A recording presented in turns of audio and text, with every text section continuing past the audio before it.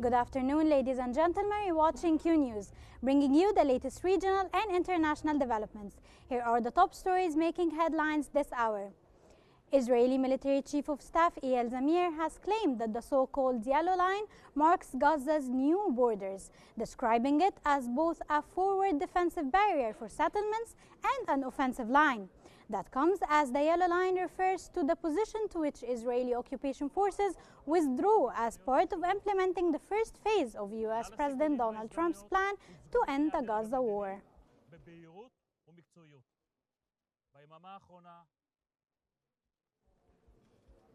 Hamas has rejected Israeli military chief of staff Eyal Zamir's claim that the Yellow Line defines Gaza's new borders, stressing that Israel has not honored the ceasefire terms.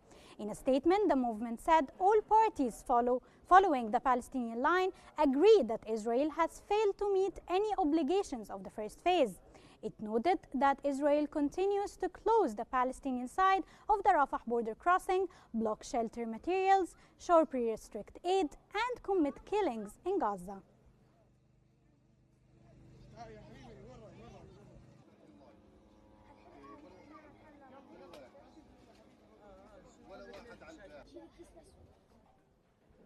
Arab League Secretary General Ahmed Abul Gheit has condemned Israel's raid on the UNRWA headquarters in Jerusalem, calling it another step in an ongoing campaign to undermine the agency and erode protections for Palestinian refugees.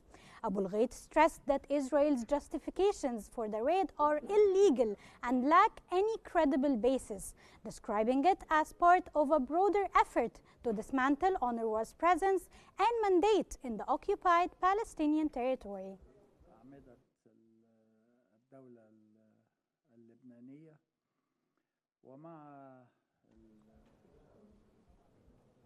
Egypt has dispatched its 90th aid convoy from Rafah to Gaza via Karma Abu Salim border crossing.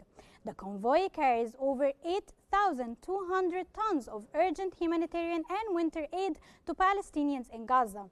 The shipment includes 5,400 tons of food parcels and flour, around 2,300 tons of medical and relief supplies, and more than 500 tons of fuel.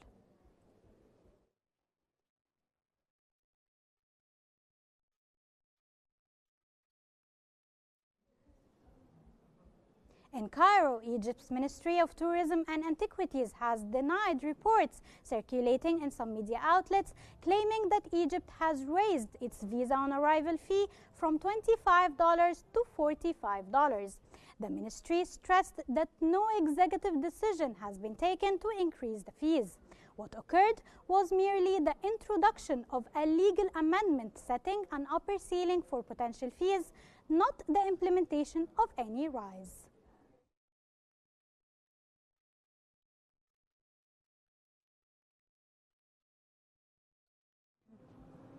Ukraine's President Volodymyr Zelensky has said Ukraine and its European partners are close to finalizing revisions to the U.S. proposed 20-point peace plan to end the Russia-Ukraine conflict. After London's meeting with leaders from the UK, France, and Germany, Zelensky stressed that the plan must guarantee Ukraine's territorial integrity, provide credible security guarantees, and avoid unilateral concessions.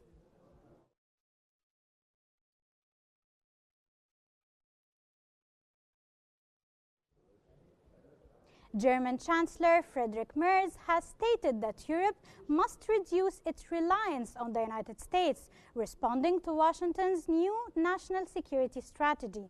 Merz described parts of the U.S. strategy as understandable and comprehensible, but criticized other sections as unacceptable from a European perspective. He added that Europe does not require the U.S. to save democracy, asserting that European nations are fully capable of protecting their own democratic systems independently.